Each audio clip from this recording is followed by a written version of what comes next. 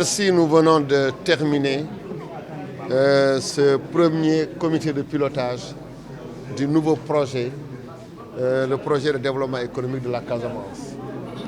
Ce projet, pour un coût global de 26 milliards, fait suite au premier projet de développement des pôles de la Casamance, qui lui aussi avait été déjà financé à hauteur de 23 milliards.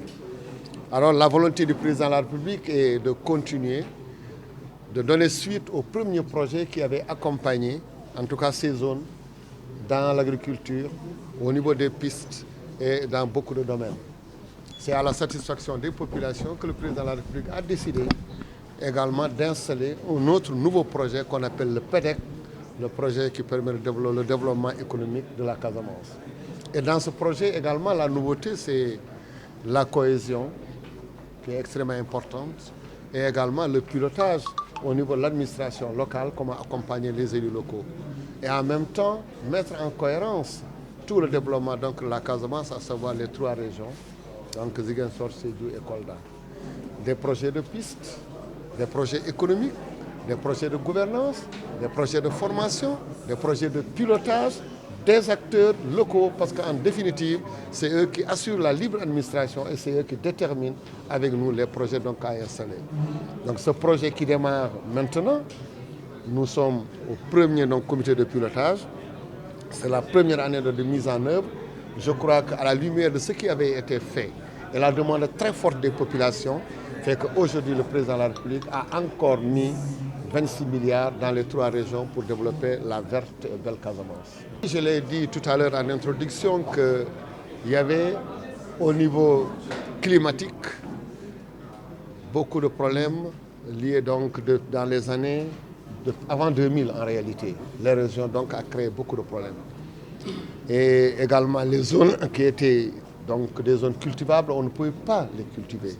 Le premier projet a permis vraiment de développer des projets dans l'agriculture et également aller vers la transformation de ces produits. C'était une réponse.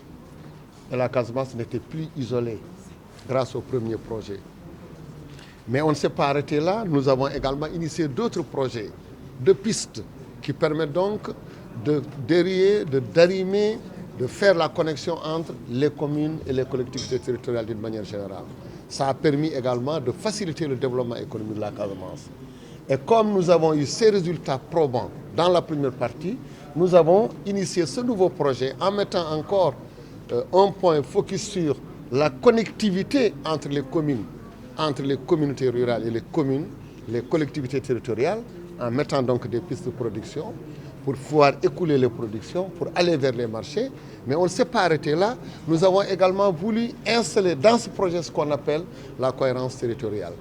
Donc entre ces trois départements, nous allons travailler, ces trois régions du moins, nous allons travailler sur des projets qui permettent d'accompagner ces collectivités territoriales.